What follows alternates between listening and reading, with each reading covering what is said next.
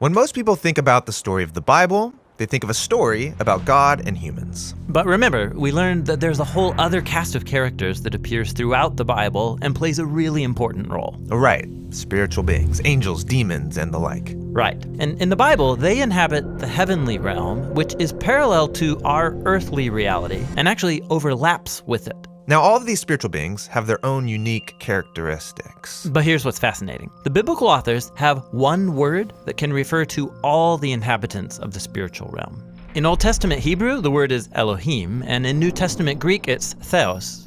But here's the thing. This word gets translated in lots of different ways depending on which being is referred to. Angels, gods with a lowercase g, or even God with a capital G. Wait, so one word can refer to any of these beings? Yeah.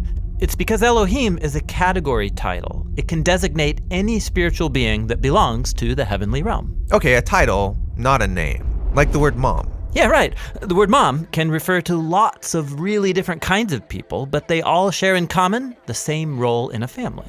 And then let's say a group of brothers and sisters are talking and one says, hey, it's mom's birthday. They're using the title like it's a name. But it would be clear that they're referring not to any mom, but their mom. Yes, and the same goes for the biblical authors. They called their God Yahweh, which is the name revealed to Moses. But they also sometimes refer to him with the category title Elohim, using it like a name, because they all know who they're referring to. Okay, but don't the biblical authors think that Yahweh's in a class of his own, not like any other? They do, which is why they say things like Yahweh is the Elohim of Elohim. That is, the chief Elohim among all the others.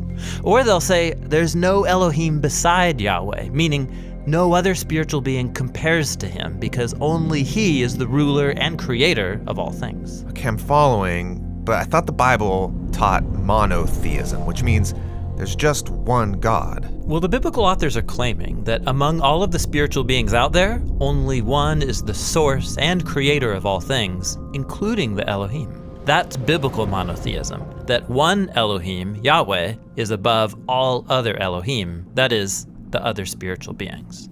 Now, with all that said, we are ready to learn more about who these other Elohim are and how they fit into the biblical story.